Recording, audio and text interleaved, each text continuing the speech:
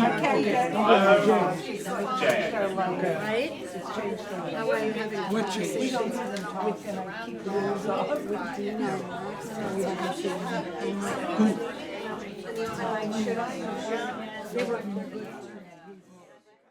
I've had about 30, I think I had about 30 plus years of kind of working on and off with the Inuit community in particular, and I felt that in some way, not that it gave me the license, but I felt like I was not, you know, there's people who travel to countries and they've been there for 10 minutes and then suddenly they write a book of poetry or they feel like they know the place. I never really felt like even though I lived there for 3 years, I never assumed I knew everything about the place. It's not possible, but I did feel like I had a little bit of credibility for those 3 years, and then for I did a lot of sort of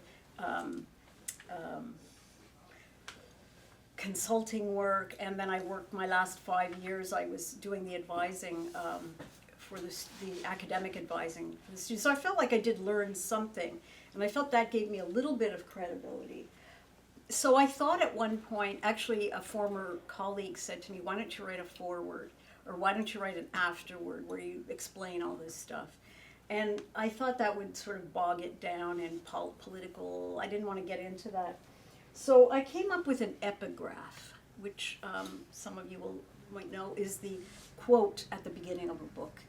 Some people use a quote to sort of provide a lens through which the readers to read the book. And the quote the epigraph I chose is a familiar one with a twist.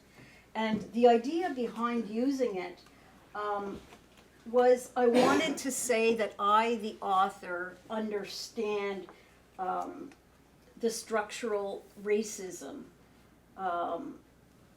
that's found within the systems intended to help people. That I understood that, but I didn't want to write a whole long thing. So I wrote this epigraph. It's not mine, obviously, you'll recognize it, but I do want to read it to you because I think it does help provide a lens through which to read the story. So, give her fish and you feed her for a day.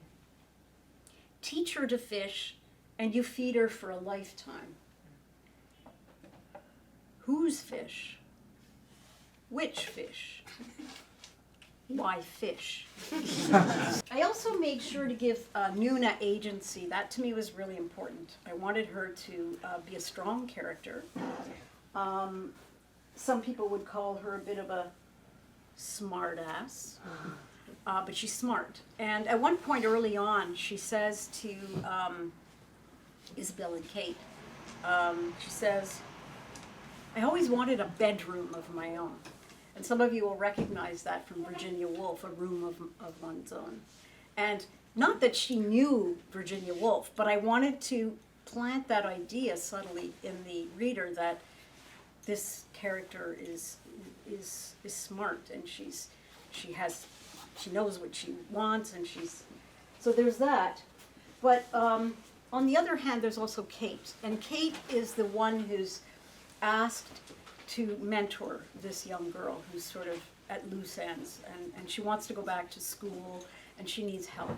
So Cate is the one who is her teacher. Cate is a university professor, McGill professor, and she's on sabbatical, it so happens, but she's writing a paper for a conference in Europe.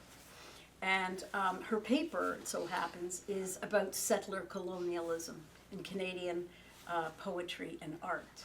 So her husband says, this girl's gonna come and live with you, and you know, you're stuck on your paper. Maybe she'll help you, you know, kind of see things from a new perspective. And so Cate kind of jumps on that idea as, yeah, I can kill two birds with one stone, but it also makes her problematic. She's not the pure protagonist that she seems to be. Her heart's in the right place, but she kind of has ulterior motives. So that's important to know about her.